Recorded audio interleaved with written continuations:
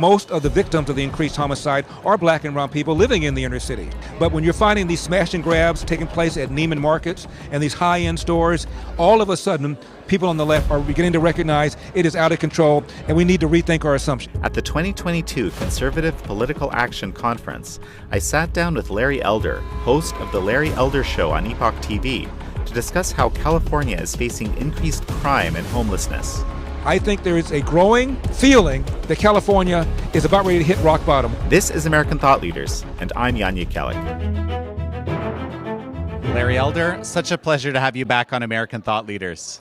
Jan, nice to see you. You didn't even know I was here. No, I just spoke. I just spoke at a panel discussion. We were talking about the Biden administration and how he's, in less than 1 year, screwed up America, both domestically, economically, and in terms of foreign policy, and you missed it.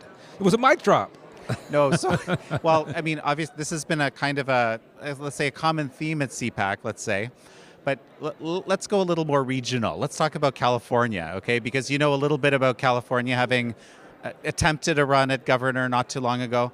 You were expecting that someone would call you the black face of white supremacy. That's the part, like, I find that so reprehensible that a headline would read that. I wasn't. And yeah, on a more cosmic level, you know, Joe Biden promised to appoint the first black female to the Supreme Court. He just made a nominee. All I know is this. When I was in law school, my law professors never told me that I would interpret the law differently because I'm black, or you should interpret the law differently because you're a female. But now this is where we are. And I know that during my race, the person that called me the black face of white supremacy was not a white male. It was a black female. The person that's called my views white supremacist was not a white male. It was a female Latina. So a job of a judge, according to John Roberts, the Chief Justice, is to call balls and strikes. If I'm a black batter, should I have a black umpire calling the balls and strikes for me because I'm black? It doesn't make any sense. We've gone from wanting a colorblind society to one that's a color-coordinated society, and I think it's a complete refutation of what MLK stood for. Well, I want to go back to California in a moment, but before we do that, let's talk about, I guess this woke ideology that, essentially is allows for such a headline to be concocted in the first place. I didn't tell you the subheadline. Larry Elder is the black face of white supremacy. That was the headline. Subheadline, you've been warned. So somebody who wants school choice is dangerous. Somebody who wants to do something about soft on crime DAs is dangerous. Somebody who wants taxes lowered is dangerous. Somebody who wants to rein in the environmental extremists that stop construction to the point where the average price of a home in California is 175% more than the average price of a home in America. That makes me the black face of white supremacy. That makes my views white supremacist views. It makes me dangerous. It's ludicrous. Can't we have a discussion on the merits without attacking me personally? Apparently no. Well, so according to this ideology, as I've learned, kind of talking to all sorts of experts on this over the last 3 years, if you're not subscribing to the politics of that ideology, you actually are considered white supremacist. It doesn't matter what color you are. And Candace Owens was called a white supremacist.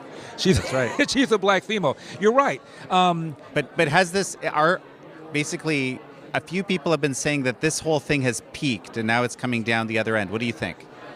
I would like to think so. Look at the recall of these 3 left-wing school board members in San Francisco that happened about a week or two ago.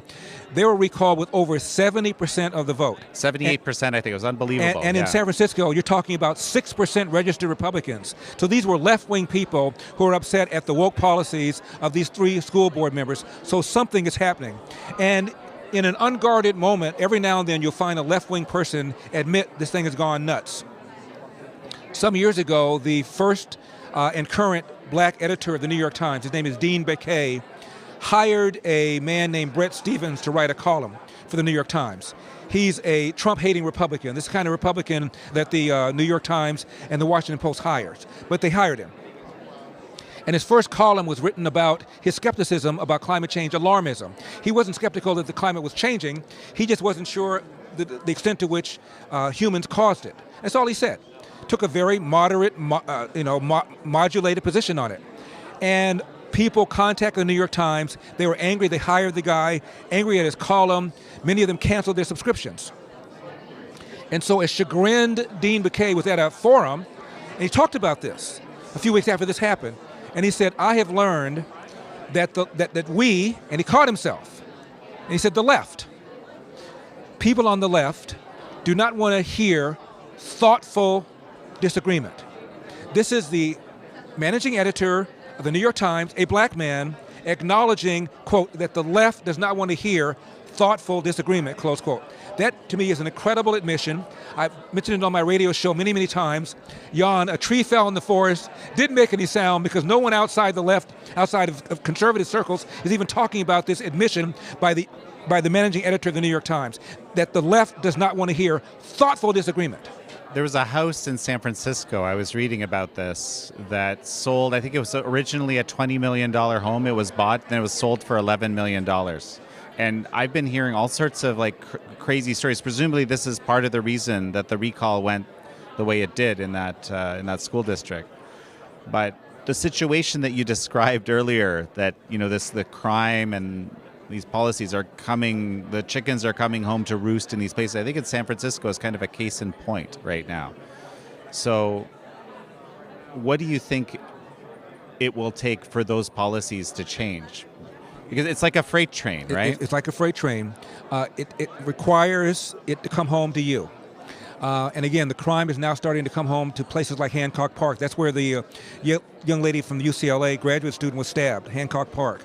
Beverly Hills is where that man broke into the house and murdered the wife of that record company mogul. It's one thing for homicides to go up in the inner city, as they are. And by the way, most of the victims of the increased homicide are black and brown people living in the inner city. But when you're finding these smash and grabs taking place at Neiman Markets and these high-end stores, all of a sudden, people on the left are beginning to rethink their assumptions. I'll give you a prime example. One of the issues when I ran was the DA in LA County. His name is George Gascon. He was handpicked by Gavin Newsom to become the DA of San Francisco. After he became the DA there, he came down to LA and ran for and got elected DA of LA County. And he has been funded either directly or indirectly by George Soros or George Soros types. Well, there has been a recall movement, and it failed because the signatures were not gathered in time, but there's been another recall effort. And now, all of a sudden, some of the very same people that gave money to Gavin Newsom to prevent me from taking his job are now helping to fund the recall movement to recall George Gascon because crime is now coming to their neighborhoods. So they don't have their kids in government schools. They have all kids in private schools. They couldn't care less about the fact that 75% of black kids in third grade in government schools pre-pandemic could not read at state levels of proficiency, and those levels are low because they lower them all the time so they don't look so bad. The math scores are even worse. Half of all third graders in our government schools cannot read at state levels of proficiency, and 80% of the kids in government schools in California are black and brown. So elite people don't care about that. Their kids are already in private schools, but they do care about crime when it comes to them. And so I think there is a growing feeling that California is about ready to hit rock bottom. When I was running my campaign, I used a line that California needs to hit rock bottom, and I was asked, Elder, define rock bottom. I said rock bottom is when the homeless guy relieves himself on your front lawn, provided your front lawn is in Brentwood or Bel Air or Beverly Hills or Malibu, and that is increasingly becoming the case. Homelessness is everywhere in California. They're spending more money than ever to combat it. It's gotten worse. They're not going about it the right way. I had a plan when I was running for office, and so the number one and number two issues now for LA, for California, crime and homelessness, and a growing number of people on the left are beginning to recognize it is out of control, and we need to rethink our assumption.